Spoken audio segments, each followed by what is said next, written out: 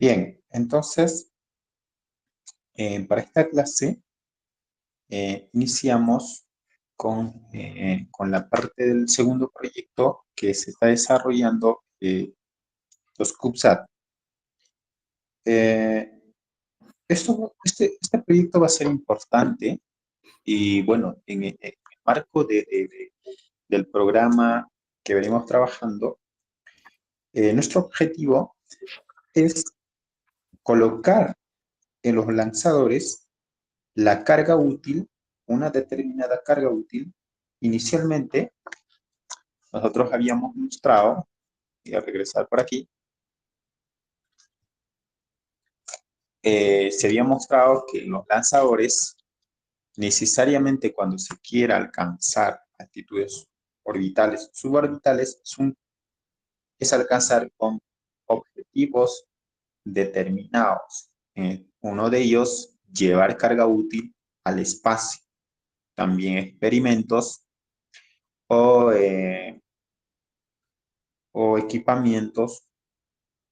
Ahora, si estos lanzadores son ya de gran potencia, que pueden transportar eh, cargas pesadas, pueden transportar a tripulantes, también en este caso cargas para hacer construcciones en el espacio.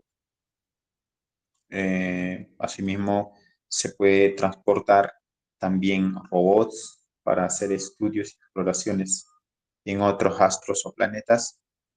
Asimismo, se puede transportar, en este caso, alimentos, eh, etcétera, para otros tripulantes y cosas así. Cargas que pueden ser útiles luego en el espacio, ¿sí? Entonces, este carga útil va a ser importante ser colocado una parte estructural del lanzador, ¿sí? Pues generalmente son colocados en la parte superior, inicialmente que era solo una ojiva, entonces en esa ojiva ahora es colocado una determinada carga útil, ¿sí? Aquí,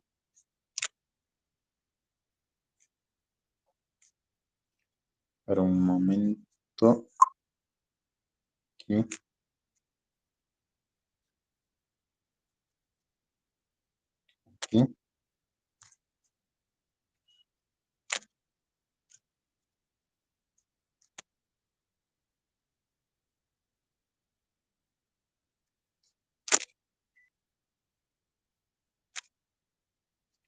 Ya, disculpe, a ver. Bien, entonces, continuando, entonces uno de los objetivos es poder llevar carga útil. Entonces, desde nuestro equipo y la gran importancia es ir desarrollando lanzadores desde lo más pequeño con los objetivos de transportar determinadas cargas útiles. Entonces nosotros paralelamente hemos estado trabajando en desarrollar una carga útil, considerando que esta carga útil para nosotros es un CubeSat. ¿Ok? Ahora, el carga útil considerado, ¿sí?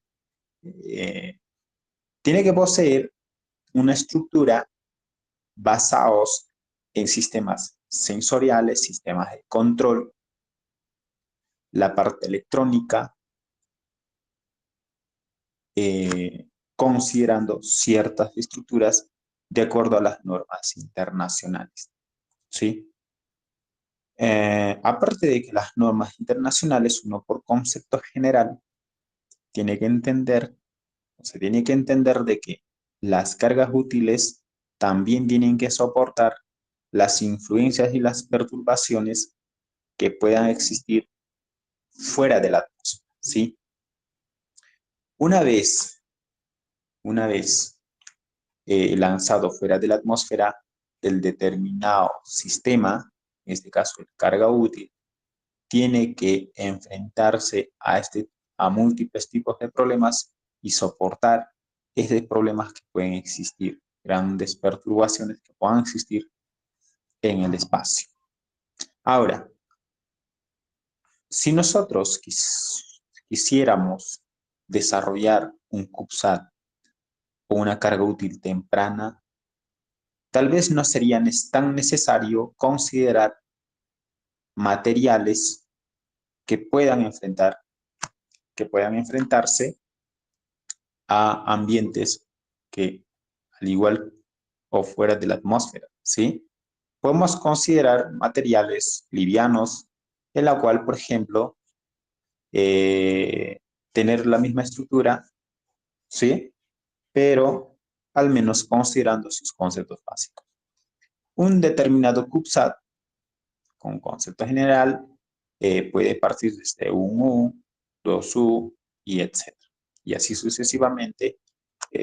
Bueno, algunos de ellos lo denominan como mini satélite, picosatélite, luego microsatélite, satélite, etc. No es de acuerdo a los tamaños, ¿sí? La determinada composición de esos determinados satélites, siempre todos ellos van a poseer sensores que puedan medir tanto el ambiente, el clima, su propio medio, ¿no? Pueden poseer sistemas de telemetría, antenas, radares para obtener información, sistemas antenas para enviar información o recopilar información, luego reenviar información, ¿no? Al igual que, al igual que funcionan estos sistemas satelitales para medios de telecomunicaciones, ¿no? Donde pueden recibir información, luego reenviarlos información, ¿sí? O pueden también tener diferentes funciones para temas de teledetección, donde pueden poseer sistemas sensoriales de tipo radar, escanear las superficies de vegetación, etcétera, ya sea mediante métodos de captación por ondas electromagnéticas tipo ópticas o de tipo radar o microondas, ¿sí? Entonces, basados en ello, pues, uno puede tener diferentes características, ¿sí?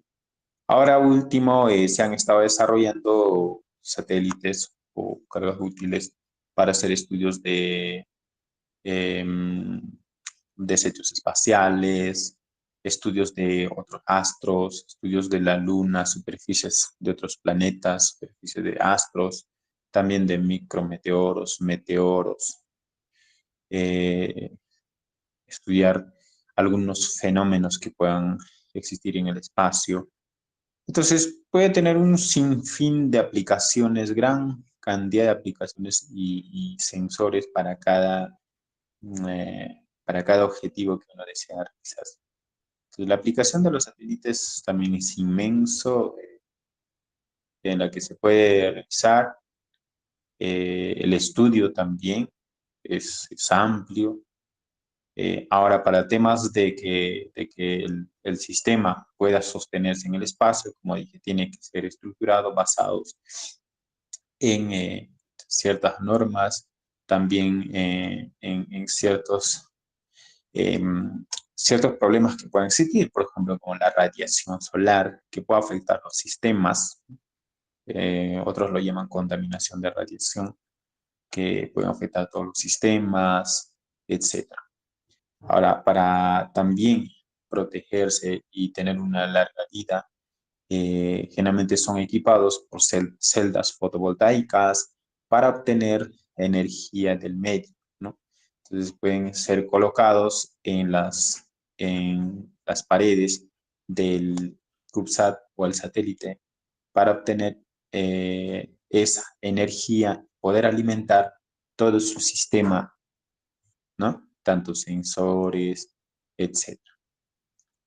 Ahí también hay un estudio importante para hacer estudios, por ejemplo, de la eficiencia energética, ¿no? En este campo, ¿sí?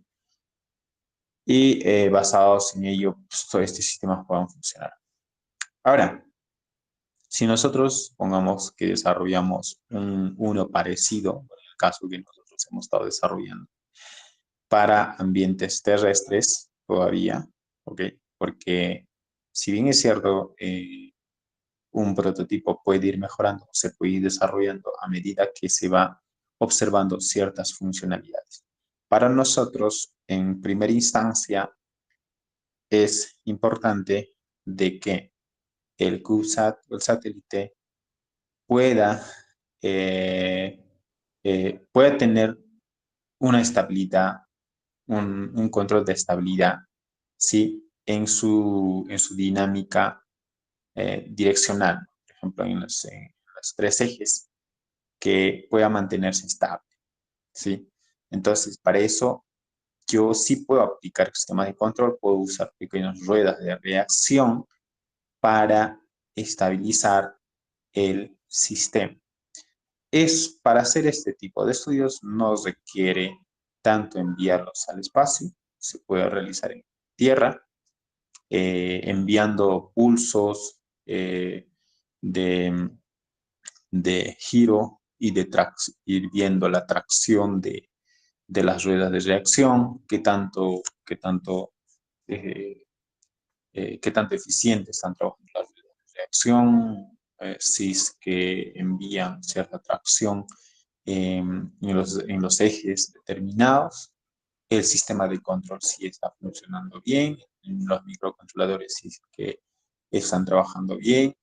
Se puede usar algunos sistemas sensoriales para ir midiendo también un poco el medio, como temperatura, humedad, y también probando las celdas fotovoltaicas en este caso para ver qué tanto es eficiente para, para poder extender, por ejemplo, los paneles, ¿no? Generalmente cuando se envían al espacio, algunos, depende de la estructura, algunos que son plegados en la pared, algunos que se pueden desplegar, como en este caso, pues en de nosotros. Es desplegable, ¿sí? Mediante unos servos. Ahora, es medio curioso que, bueno, aquí en tierra podemos usar servos para desplegarlos, pero en el espacio a veces no es tan necesario, ¿no? Sino algunas cordas electromagnéticas nada más para extenderlos y que no consuma esa energía, porque lo que nosotros hemos estado trabajando y ahí los chicos que han estado trabajando, pues, a manera de ir aprendiendo experimentalmente es que las celdas fotovoltaicas puedan alimentar al servo, ¿sí? Al servo y compartiendo también todo el sistema, ¿sí? En estas primeras pruebas nosotros hemos visto de que, bueno, las celdas apenas pueden alimentar los servos. Pero todo el sistema cocina. Y pues ahí hay que ver qué tan eficiente es y luego ir también modificando con otras celdas un poco mayores para luego ir abasteciendo a todo el sistema. También su vida útil, todos esos detalles. Todo estos, eh, todo, todo este sistema para luego ir más adelante analizando es poder enmarcarnos en algunas leyes descritas para luego ir entendiendo la mecánica orbital, ¿no? Porque si bien es cierto, los satélites tienen un objetivo de poder trabajar en determinadas órbitas, ¿sí? Entonces requerimos eh, algunos principios, en este caso, como las leyes de que son básicas, ¿no? Entonces, las primeras leyes de Kepler nos dicen que los planetas se mueven en órbitas elípticas alrededor del Sol, con el Sol en uno de los focos. La trayectoria en algunos de ellos, o sea, para que esta primera ley nos garantiza de que determinados planetas tienen unas órbitas elípticas, ¿sí? y y por ende, pueden mantenerse estables por ciertas cantidades de años y, y que son influenciadas por campos gravitacionales de determinados cuerpos. En este caso, el Sol, que tiene un campo gravitacional que influencia a, por ejemplo, a los planetas y que pues, se mantienen y crean una órbita, ¿no? Órbitas elípticas. Esas órbitas elípticas con los años pueden variar, pero mínimo y pues, pero casi se mantienen bastante estables. Ahora, nosotros tenemos que basarnos en este principio si esto, una ley es porque se cumple. ¿Sí? Entonces, si esta ley se cumple, entonces yo puedo usar un objeto, una carga útil, también colocando alrededor de la Tierra y que la Tierra tenga una influencia gravitacional y tenga un comportamiento similar también, considerando o puede tener un comportamiento creando una órbita elíptica, ¿sí? Entonces, si yo garantizo de que mi carga útil pueda tener, pueda moverse en una órbita elíptica alrededor de la Tierra, por ejemplo, entonces puedo simular de que, o puedo garantizar de que van a permanecer orbitando en eh, en esa órbita por muchos años, por mucho tiempo, ¿sí? Entonces, esta primera ley puede garantizar eso. Otra segunda ley sobre la ley de Ari. Nos dice que Disculpe, tiene una línea. Sí, ¿está compartiendo la pantalla o alguna pantalla? sí se está compartiendo. No, no se observa. La verdad yo no observo nada. Mis compañeros, los dos chicos, sí pueden observar. Lola, yo, ¿ustedes Eh, observan? sí se ve, doctor. Debe Ah, ser tu internet. ok, muchas gracias. Disculpe. Ah, ya. Entonces debe ser ya. Entonces, luego tenemos la segunda ley, donde una línea imaginaria que une un planeta como el Sol barre áreas iguales en tiempos iguales. Esto implica que los cuerpos se mueven más rápido cerca del perihelio y más lento en el afihelio. Eh, esa ley está relacionada con la primera ley de la ley de Kepler, ¿no? Porque si determinada carga útil, una determinada carga útil, va a poseer una órbita elíptica, entonces es porque en alguno de sus puntos de la órbita va a tener que alejarse, ¿sí? Y en alguno de ellos va a tener que aproximarse, ¿sí? Porque tiene una órbita elíptica. Entonces, la segunda ley está relacionada porque expresa de que en algún momento la carga útil se aproxima a otro cuerpo. Y nos dice también de que cuando se aproxima a un cuerpo, ¿sí? En este caso sería perihelio, entonces esta se mueve más rápido. ¿Y por qué se movería más rápido? Uno, también por la influencia gravitacional, por la aceleración centrípeta y también por esta aceleración que puede existir debido a las influencias gravitacionales y querer escapar de esa influencia gravitacional. Entonces, en esos puntos eh, es donde existe esa dinámica, ese movimiento que es más rápido, ¿sí? Que sería cerca del perihelio, donde estaría próximo a un determinado cuerpo. Y cuando este es más lejos, es cuando es como si alcanzase su punto máximo. Entonces, alguien que este está también relacionado con el movimiento de un péndulo, ¿sí? Uno cuando tiene un péndulo, ¿sí? Entonces, va a haber un punto máximo, ¿sí? Entonces, ese punto máximo donde el movimiento va a ser lento, ¿sí? Y en el punto próximo, donde puede ser un inicio, una partida, donde puede ser el perihelio, que está cerca o próximo a un determinado cuerpo. Entonces, esta primera y segunda ley están estrechamente relacionadas, solo expresándonos de que, de, de que eh, ya expresándonos de dónde o en qué puntos la velocidad es un poco mayor. Luego hay una siguiente tercera ley, ¿sí? Que nos expresa ley de los periodos, que también aquí está relacionado con las otras. El cuadrado del periodo orbital del planeta es proporcional al cubo del semieje mayor de una órbita, ¿sí? Esto por ley por las ecuaciones de una foco, eje y semieje, ¿sí? Es una relación lo cual se construye y todas estas leyes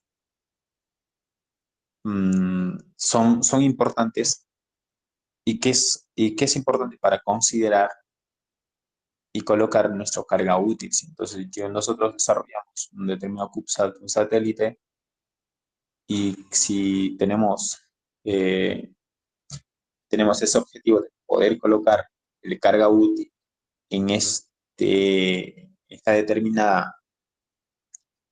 determinada órbita o fuera de la atmósfera, ¿sí? Entonces, basados en estas leyes, podría ser o podría funcionar el eh, determinada carga útil. Ahora, cuando expresamos y cuando realizamos la colocación del carga útil, aquí, si bien es cierto, en el principio de los lanzamientos que se inicia realizando, ¿sí? Tenemos que ir ya validando las cargas útiles tal que alcanzando las órbitas o los puntos suborbitales, ¿sí? Irán cumpliendo estas leyes, ¿sí? Una vez que alcanzan las altitudes deseadas, tanto órbitas o suborbitales, ¿sí? Entonces, para ello, el determinado lanzador ya tiene que tener la potencia suficiente para poder alcanzar esas altitudes deseadas, ¿sí? Para luego ir colocando nuestras cargas útiles. Ahora, las ruedas de reacción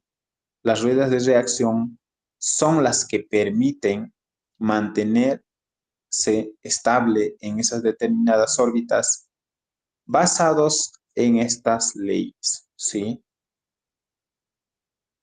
Porque los satélites son artificiales, porque no son naturales, ¿no? Porque estas leyes se cumplen, sí o sí, porque simulan lo que, lo que, lo que sucede en el sistema planetario.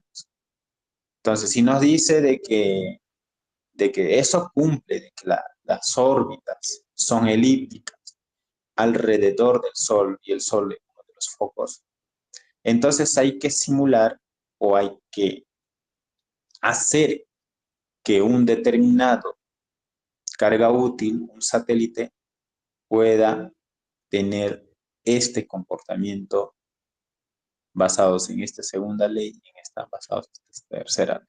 Entonces, ¿quiénes nos van a permitir cumplir estas leyes? Son los sistemas internos que vamos a ir construyendo. Entonces, ¿para qué construimos o por aquí vamos colocando las ruedas de reacción. Las ruedas de reacción vamos colocando justamente para ir aproximándonos al comportamiento de un determinado planeta, ¿no? Entonces vamos a suponer que es un planeta. Entonces, el, el- el determinado, la determinada carga útil tiene que ir comportándose. Entonces, para ello, en el caso de la Tierra, tiene sus campos magnéticos y todo ello, ¿no? Tiene su sistema de rotación, traslación, que naturalmente funciona así. Entonces, nosotros tenemos que ir armando basados en esos comportamientos similares y vamos colocando aquí las ruedas de reacción. Estas ruedas de reacción aquí son de tipo brushless, ¿ok? Ustedes pueden usar otros tipos de ruedas de reacción, ¿sí? Ahora, la parte de aquí, para poder hacer tracción, para poder manejar la estabilidad, entonces hay que considerar también de que esta rueda de reacción tengan una estructura metálica. Inicialmente nosotros habíamos iniciado construyendo con caucho, ¿sí? Para un poco observar la influencia que tenía, ¿sí? Entonces,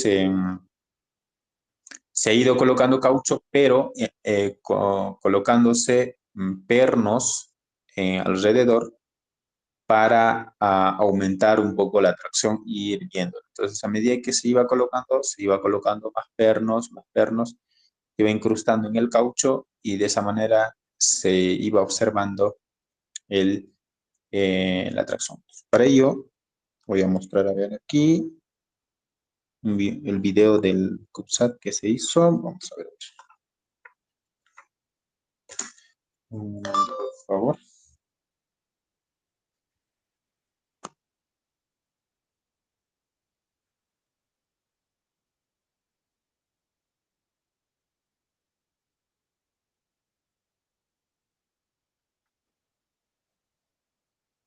Entonces vamos a iniciar a compartir por aquí.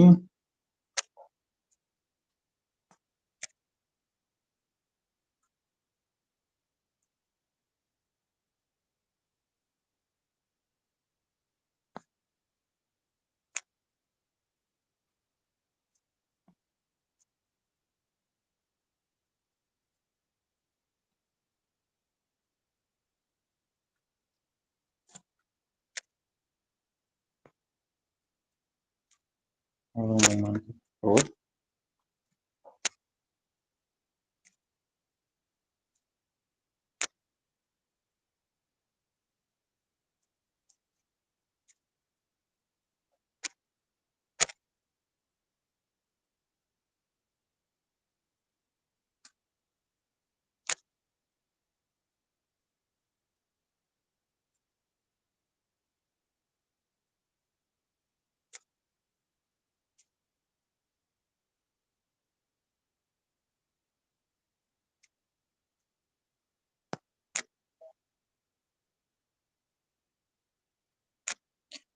A ver, ¿me informa si se observa en mi pantalla?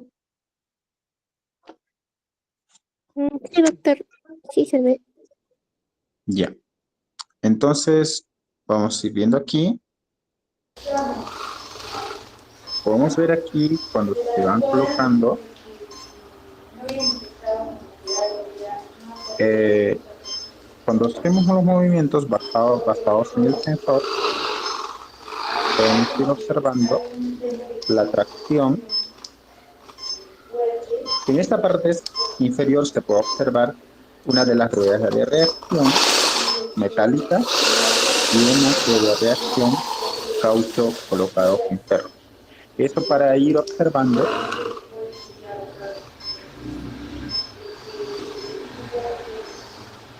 ¿sí?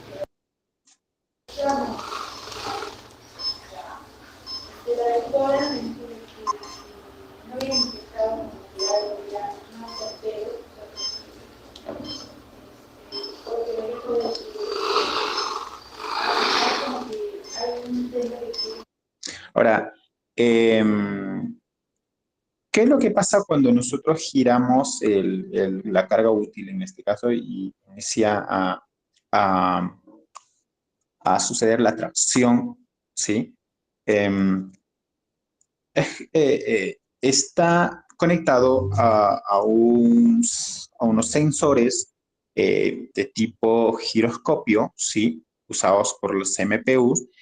Entonces, los sensores calculan los movimientos angulares en las diferentes direcciones, ¿sí? Para ello, voy a hacer, aquí vamos a dejar de compartir, ya que vimos el video, y vemos ahora un poco el concepto del comportamiento. Entonces, tenemos la carga útil por aquí. Bueno, al final se les va a compartir bien estructura. Vamos a hacer por aquí. Tenemos la carga útil que puede estar representado en las tres direcciones, ¿sí? La dinámica que va a suceder primero, en la que vamos a tener que observar, es la dinámica rotacional, ¿sí? La dinámica traslacional va a ser basado en un cuerpo influenciado. Tenemos acá la carga útil, ¿sí? Que va a originar una órbita, ¿sí? Una órbita elíptica, ¿sí?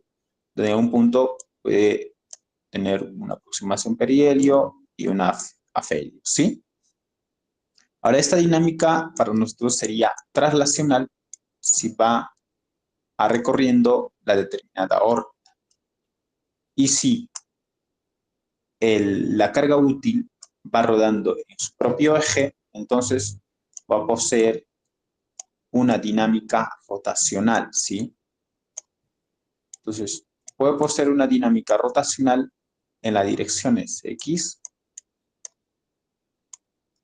Y Z, ¿sí? Entonces, tenemos una dinámica rotacional en esta dirección. Ahora, ¿cómo yo mido los movimientos angulares? En esta dirección X voy a poseer un determinado ángulo, ¿sí? Diremos teta X, ¿sí? Por aquí, un determinado ángulo en la que se va a mover en esa dirección, un teta Y. Por aquí, un teta Z, ¿sí? Entonces, para encontrar la velocidad angular, los que yo creo que aquí la mayoría, algunos ya pasaron por la universidad, no pasaron, si volvamos aquí a realizar una representación, donde se dice que la variación, cuando existe una determinada variación o razón de cambio, en este caso, una razón de cambio de un ángulo respecto al tiempo, ¿sí? ¿Ok? Esta podría ser representada como un ángulo final, ¿sí? Menos un ángulo inicial,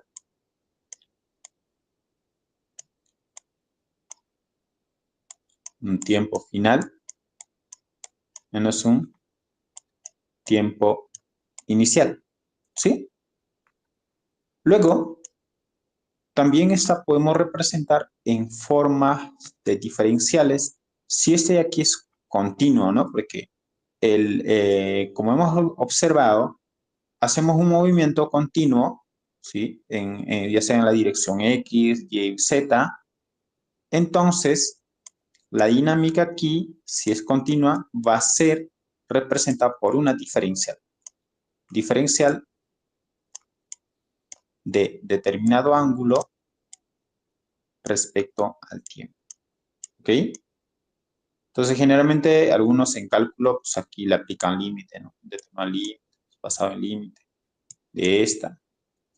Esto porque cuando tiende a un determinado punto, etc. Pero nosotros le podemos denominar esto si es continua. Si es que es continua, el límite, pues, como una diferencial. Y esta diferencial del ángulo respecto al tiempo será ¿quién? La velocidad angular. ¿Ok? Entonces, ¿cómo podemos representar la dinámica en las direcciones? ¿Ok? Entonces haremos una representación de la diferencial. Disculpe aquí, un poco estoy lento, pero bueno. Entonces, diferencial del ángulo respecto en esta dirección, supongamos que sea X, diremos que esta será igual a ¿qué? A la velocidad angular en esta dirección. ¿Correcto? De igual manera, en esta dirección, si tenemos una variación, razón de cambio, ¿sí? Entonces, de este ángulo en Y, respecto al tiempo, diremos que tendremos una velocidad angular en esta dirección. Sucesivamente, aquí en Z, diremos que tenemos una velocidad angular Z, que será igual a diferencial. Ya, esto ustedes pueden sobreentender. ¿Ok? De esta manera, lo que nosotros encontramos, las velocidades angulares en las diferentes direcciones, que en realidad es una razón de cambio basados en los ángulos que van cambiando, en este caso el de carga útil, ¿sí? Ahora, yo puedo usar un determinado sensor que me pueda calcular esta dinámica, sí. Hay sensores, como el sensores de giroscopio, ¿no? Sensores MPU, tipo sensores. Bueno, voy a poner acá es un MPU 650, si no me equivoco, que puede ayudarnos a hacer este cálculo, ¿sí? Entonces, si puedo realizar un cálculo de estos, que antes habíamos hecho un poco aquí ingresando a la parte de control. Si yo puedo calcular la dinámica del CubeSat, ¿sí? El CubeSat por aquí, vamos a ponerle un cuadradito, voy a tener velocidades angulares, ¿sí?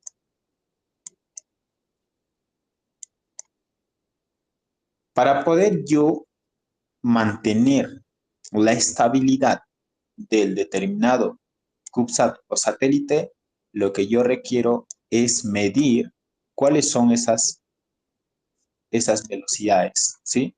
Supongamos que sea velocidad angular. Entonces, yo podría usar un sensor de tipo MPU que me va registrando todos esos datos y luego estos datos me envían hacia la entrada de señal,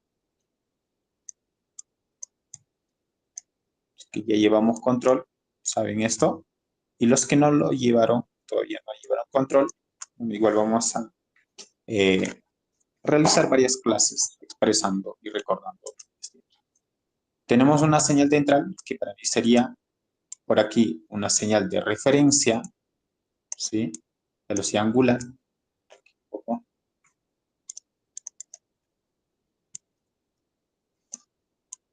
Ref, lo cual la medición que viene pasa por aquí y luego yo tengo un sistema, un método de control por aquí, que en este caso puedo usar un PID, ¿sí? Acuérdense que este es similar a lo que ya habíamos hecho con los lanzadores, ¿no? ¿sí?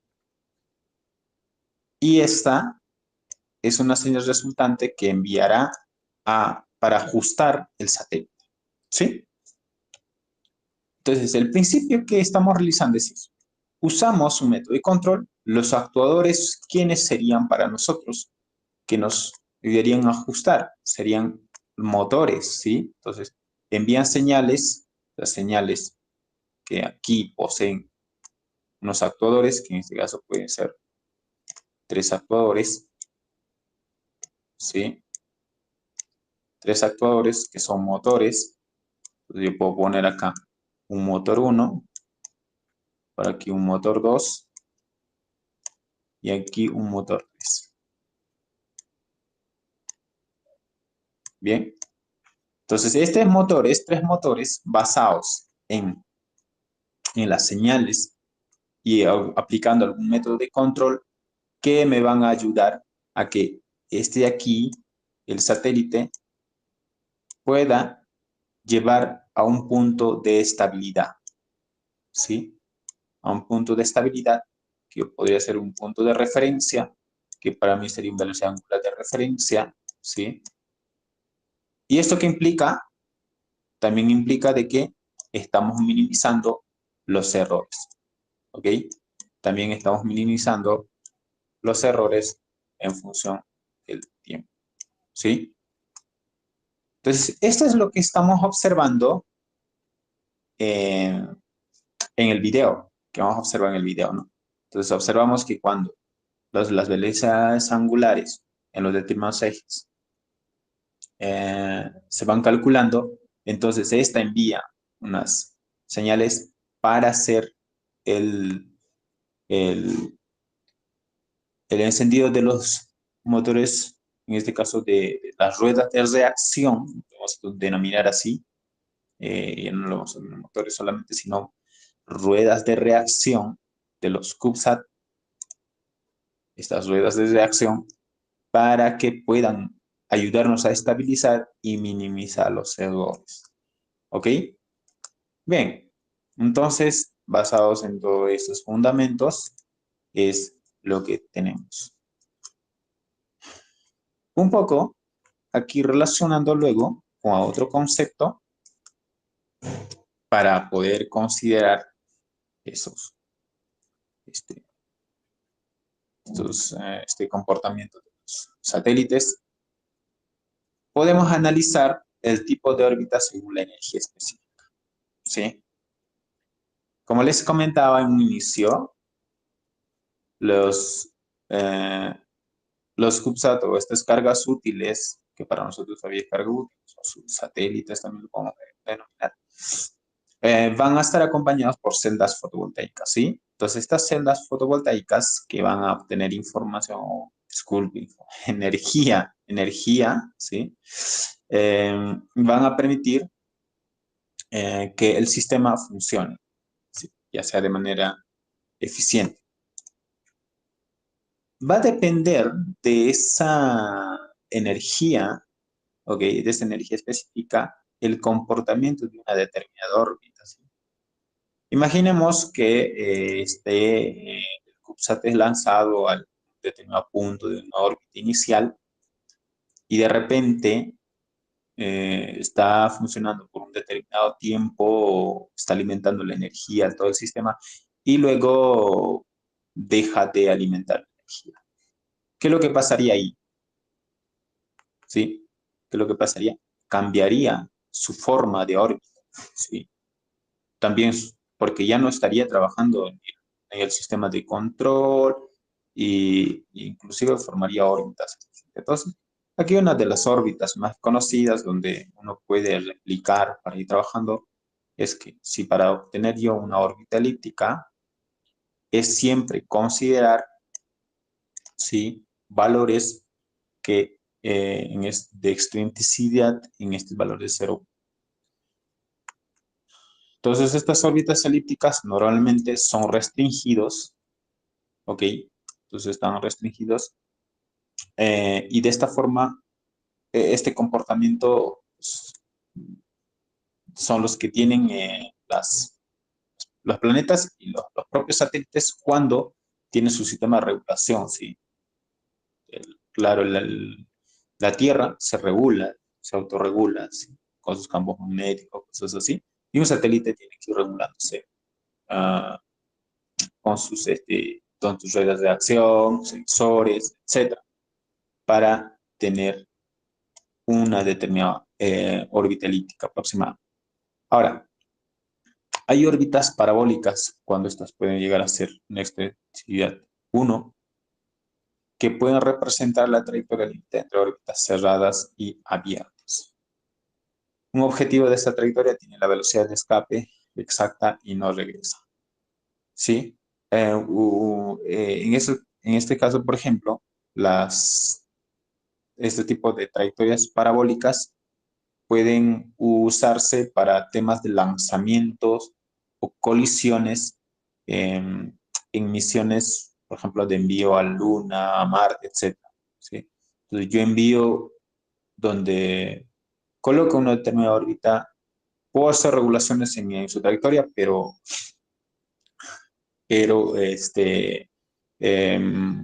con el objetivo de perder determinado carga útil, ¿sí? Podría enviar a la Luna para que colisione o que se quede en ese punto.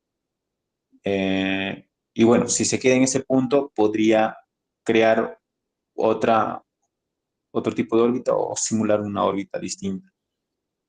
Pero si es que se pierde en un punto o envío con fines de colisiones, podría yo usar unas órbitas tipo parabólicas, ¿sí? Donde su trayectoria va a estar basados por velocidades de escape, similar también al que se pueden usar en los lanzamientos, ¿sí? Órbitas hiperbólicas, en este caso son trayectorias abiertas, que se utilizan para encuentros interplanetarios y misiones sobre vuelo, como las trayectorias de las sondas Voyager. La sonda Voyager es una misión que se usó para, para misiones de, de alcance hasta donde puede el universo o el sistema planetario extenderse, ¿no? Entonces se envió con fin de poder también no tener retorno, pero eh, basados. Voy a hacer un diseño aquí, primero, de y estas órbitas, ¿sí? En el tema de las órbitas elípticas, ya habíamos expresado, similar, creo que ya es la más conocida. Tengo un cuerpo por aquí, que puede ser el Sol, la Tierra por aquí. Entonces, orbita en una forma elíptica, ¿sí? Donde tiene un eje menor y un eje menor, ¿sí? Ahora, en las parabólicas tenemos, o podemos tener aquí la superficie terrestre, enviar una determinada misión, se puede colocar una carga útil, tal vez afectados por las atracciones gravitacionales, o de repente su sistema no es para que no tiene un objetivo de orbitar la Tierra, entonces puede tener una misión de poder ser lanzado a la Luna de repente, ¿no? O colisionar con la Luna. Generalmente las primeras misiones de la ex Unión Soviética, en este caso de los rusos, tenían estas primeras misiones, ¿no? Pues, tenían una trayectoria, órbitas parabólicas que tenían que colisionar en la Luna. Enviaban muchas misiones para colisionar en la Luna. Entonces, este tipo de órbitas, trayectorias serían parabólicas, formando trayectorias donde van y pues, no tienen un retorno. Ahora, en el tema de las hiperbólicas, misiones largas como el Voyager, ¿sí? Tenemos acá la órbita, la superficie terrestre, la Luna y otros astros más por aquí. Entonces, ¿qué es lo que pasa aquí? Una misión donde puede ser enviado, de repente enviamos un lanzamiento por aquí, el carga útil es colocado en un punto influenciado por los campos gravitacionales y luego es atraído por su campo gravitacional de este astro, de este planeta, en este caso la Luna, pues, planeta, como un astro, donde es colocado en esta determinada órbita, ¿sí? Luego, no se queda ahí en este punto, no colisiona, sino sigue viajando y luego encuentra otra órbita, ¿sí?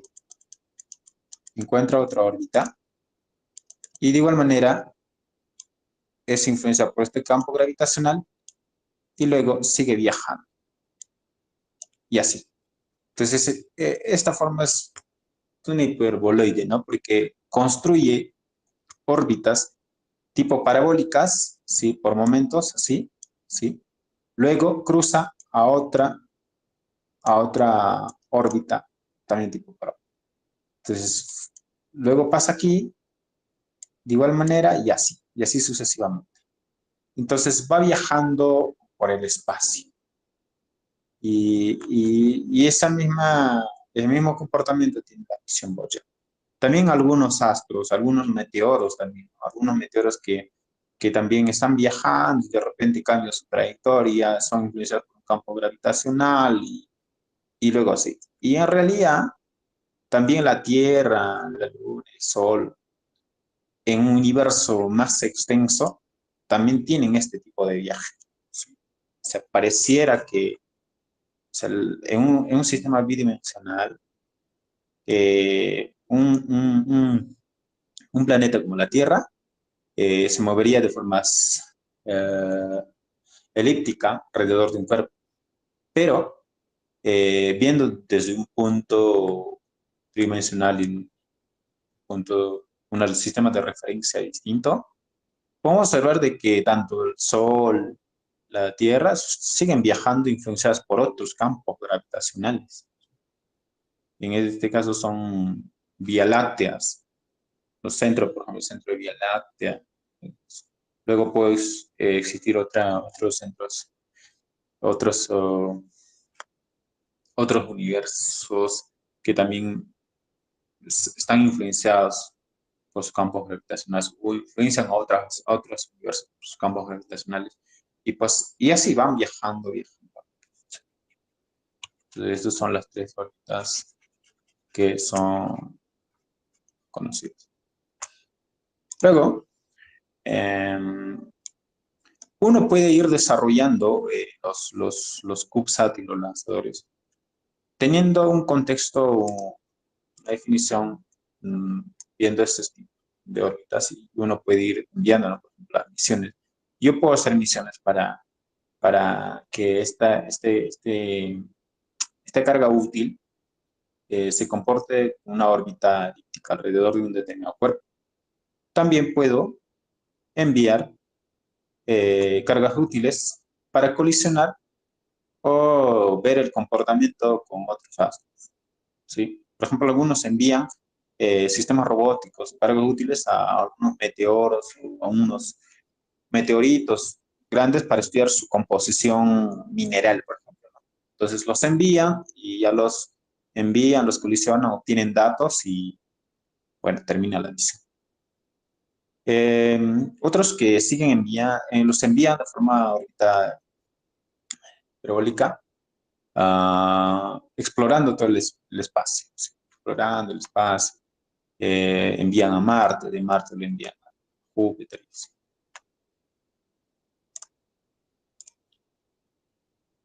Bien, las transferencias orbitales. Las transferencias orbitales, aquí, regresando un poco, porque cuando hablamos órbitas y que son luego atraídas por campos gravitacionales, hay un punto en que va a suceder las transferencias.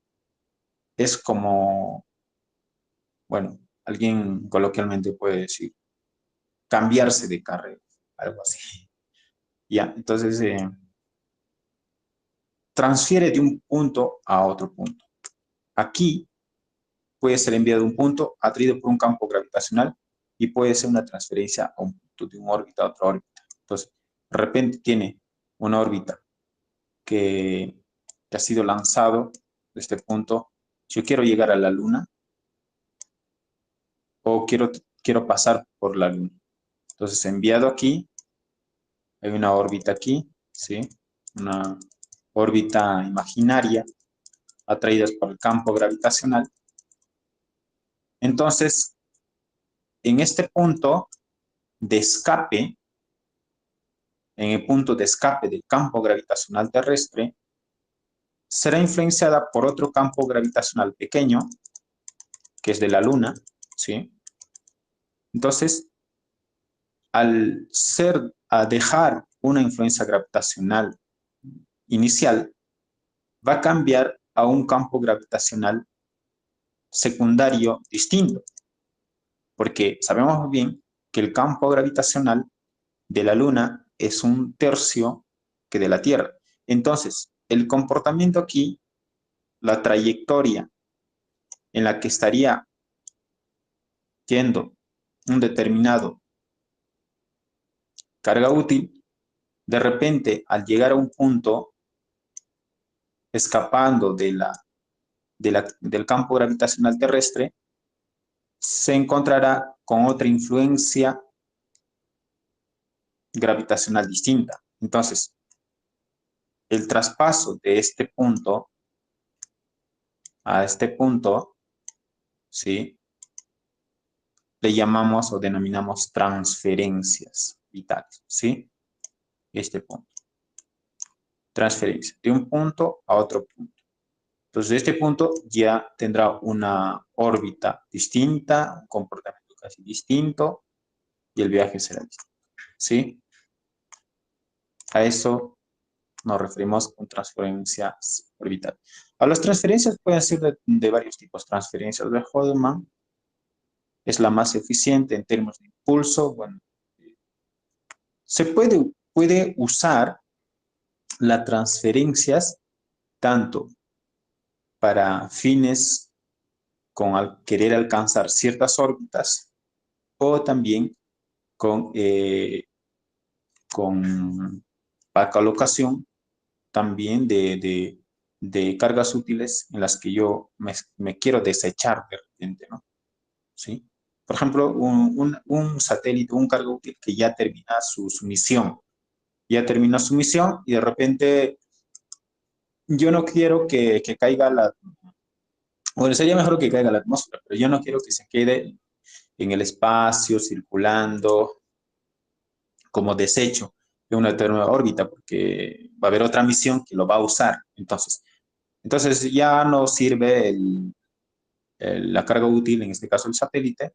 Entonces lo que yo quiero es colocar a otra órbita donde en esa órbita no está siendo usada y también es menos usada o que no lo usan de repente. Entonces hay otros que envían los satélites, algunos satélites grandes, envían ciertos impulsos con sus controles de reacción de repente que tienen, o mediante mando en tierra, ¿no? Desactivan el sistema y lo colocan en una órbita distinto donde no es usado, y esa transferencia es basado en impulso. ¿Qué quiere decir basado en impulso? De que puede usar algún control de reacción para empujar de esa órbita y colocarlo en otra, ¿sí? Colocarlo en otra mediante un impulso, una variación de velocidad. A esta transferencia le llamamos transferencia de Hall, que la más eficiente en unos casos consiste en 2 impulsos. Una para pasar de una órbita circular a una elipse y otra circularizar la nueva órbita. Bueno, si posee una órbita circular, puede transferir a una elipse también.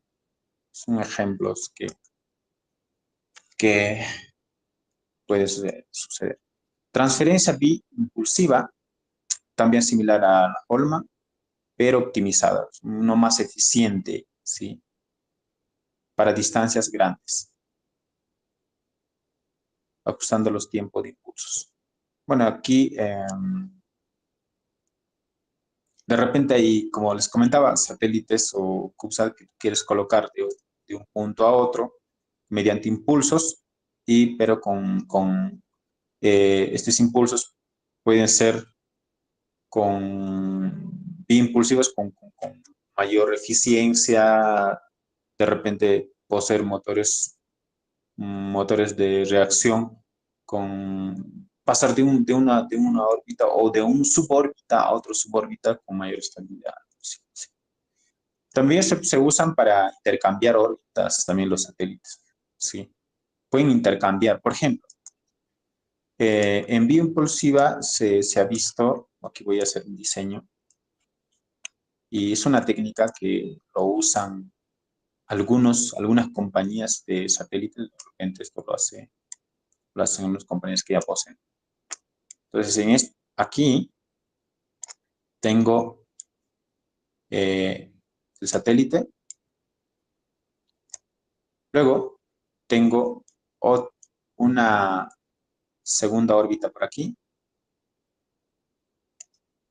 ¿sí?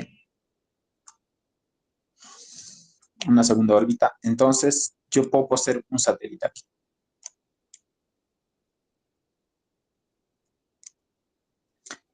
Este satélite puede hacer una transferencia de órbita desde ese punto aplicando un impulso delta V, delta de la delta velocidad, ¿sí? Vamos a aplicarle un delta D, porque ¿cómo funciona esto en realidad matemáticamente? Este satélite está viajando con una determinada velocidad, ¿sí? V. Entonces, se puede aplicar de repente si quiero escapar de eso, tanto de repente puede ser positivo o negativo, dependiendo en qué dirección está la órbita en la que voy a traspasar. Entonces, al delta V, yo puedo sumarle un delta variación V, velocidad, una velocidad pequeña, ¿sí? Velocidad 1. Entonces, le aplico una variación de velocidad y aplicado esta variación de velocidad, voy a alcanzar a esta determinada órbita. Entonces, aquí ya tengo una velocidad 2, ¿cierto? Una velocidad 2. Yo tengo acá una velocidad 1, una velocidad 2. Esa es una transferencia de Holman que puede ser eficiente aplicando un impulso. Biimpulsiva puede ser uno más eficiente todavía, que dice, generalmente es usados para corrección. De repente yo paso aquí y de un punto de aquí vuelvo a pasar nuevamente, a regresar a esta órbita. Pero aplicando otra velocidad.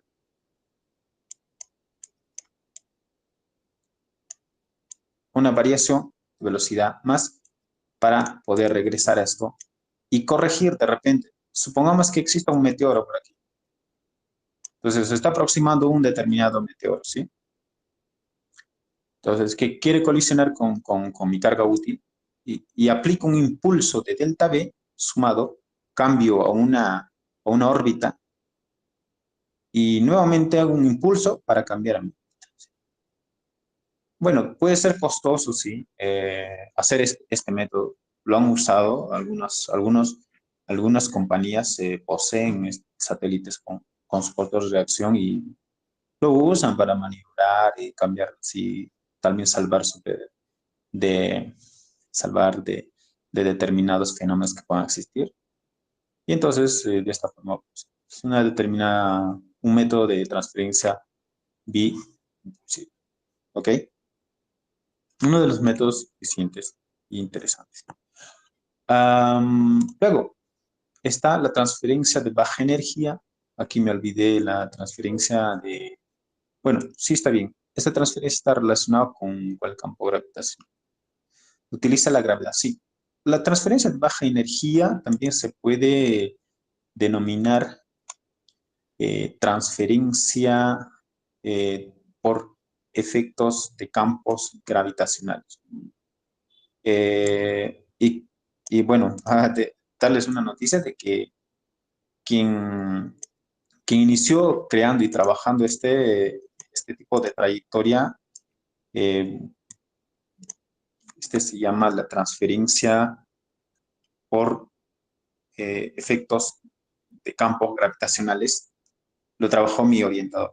Se llama Antonio Bertancini, que es un brasilero, ya tiene sus 75 años y es el fundador o precursor en este trabajo de este tipo de transferencias que usando campo gravitacional. Lo usó para trabajar con los campos gravitacionales de la Luna. Entonces, aquí, ¿cómo funciona esta transferencia? Creo que al inicio ya había comentado. Pero al principio es lo que Voyager ya había usado. El tipo de transferencia de baja energía es que no voy a usar impulsos para cambiar de un punto hacia otro punto, pero tampoco no se va a perder o va a ser por casualidad, sino va a ser a propósito, ¿sí? Entonces, yo tengo la Luna aquí y la Tierra aquí. Nuevamente tengo la órbita, los campos gravitacionales, y aquí el campo gravitacional de la Luna. Entonces, el principio que había comentado antes, tengo un satélite por aquí, ¿ok? Es lo que la misión Apolo hizo en realidad. Apolo y también ahora último Orión, que del CLS, del programa Artemis, que va a usar este tipo de transferencia. También Voyager también igual son. Que llega un punto, entonces, ¿qué es lo que hace los que comandan el satélite? Cuando ven que está próximo a los efectos de un punto gravitacional de la Luna, lo que van a hacer es desconectar el sistema por un tiempo que con tal que sea atraído o mantener o aplicar algún control de corrección, ¿sí? Con tal que sea atraído por el campo gravitacional, ¿sí? Y aquí no usan energía, no van a usar energía para hacer su transferencia. Solo van a intentar de usar lo que estaban, la misma energía, pueden desactivar todo el sistema o mantener o hacer una maniobra pequeña tal que sea atrapada por este campo gravitacional. Una vez que es atrapado, ya queda en esta determinada órbita. Entonces, a esta transferencia la llamamos transferencia de baja energía. Una transferencia también por efectos de campo gravitacional. Entonces, este tipo de transferencia es menos costosa, que se usa también para desechos espaciales. Hay desechos de satélites que ya no sirven. Por ejemplo, aquí los desactivan en un punto donde ya está próximo a las influencias de los campos gravitacionales lunares, pues lo desactivan y pues el satélite simplemente va atraído y pues hasta que decae en la Luna, ¿sí? O alguna misión. Y la misión Apolo usó similar esta trayectoria, ¿sí? Entonces su trayectoria es similar a un remolino donde cae y llega al punto. Y así llegaron. Misión Apolo, ¿sí? Entonces, estas son las transferencias orbitales. Los satélites se pueden usar. Misiones tripuladas también se han usado. Y con estos objetivos uno puede ir desarrollando las cargas útiles y considerando estos conocimientos, uno puede ir implementando su sistema, ¿sí? Entonces, de repente si yo quiero, bueno, esto puede tener ventajas y desventajas, ¿sí? De repente la misión Apolo funcionó, sí, ellos lo hicieron bien, pero de repente si tu sistema no está a la altura de la misión Apolo o de misiones que puedan hacer este tipo de transferencia, entonces puedes usar sistemas donde poseen controles de reacción, ¿sí? Sistemas de el RSC, RSC, aquí no puedo escribir, R, aquí, tenemos RS, S, sí. Reacción Control System, sí. Sistema de control de reacción. Reacción Control System, ¿ok? Entonces, el sistema de control de reacción aquí te permite aplicar para ese tipo de maniobras, ¿correcto? Bien, yo creo que ahora con esto finalizamos. Diseño de trayectorias interplanetarias. Ya creo que eso habíamos comentado anteriormente, las órbitas de transferencia óptima. Aquí uno puede elegir el tipo de transferencias tipo Hodman o asistencias gravitacionales. Asistencias por gravitacional. Asistencia gravitatoria, ¿ok?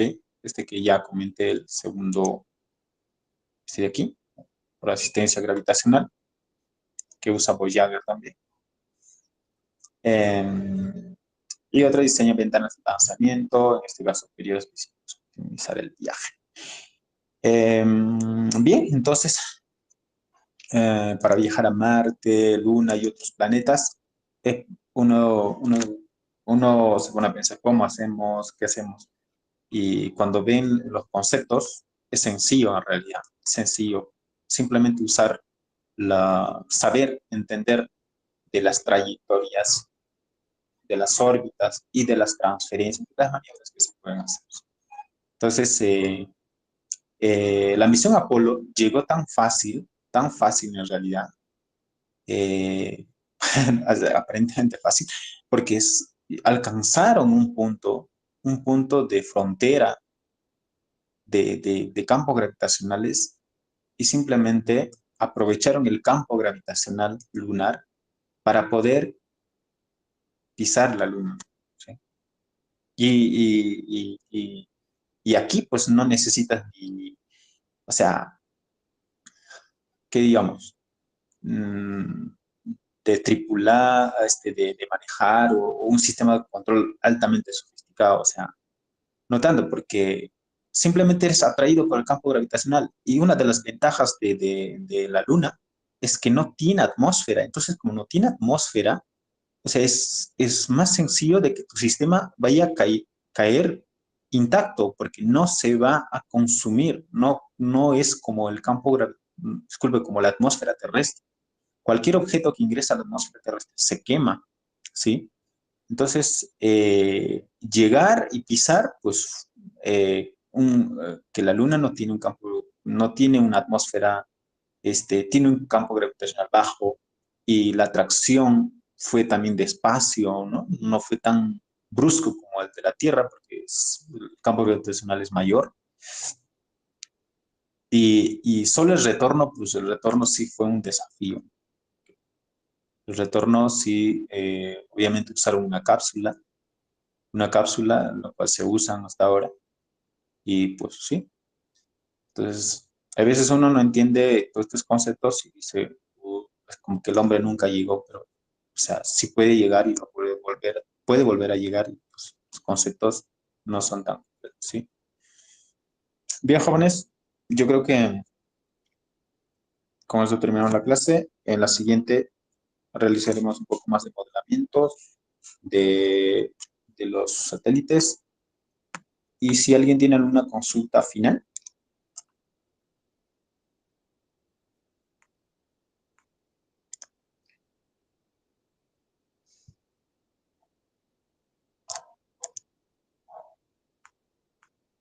Bien, si no hay consultas, va a estar grabado la clase, lo pueden revisar en los canales de la empresa y continuamos en la siguiente clase. ¿Ok? Y muy buenas noches con todos.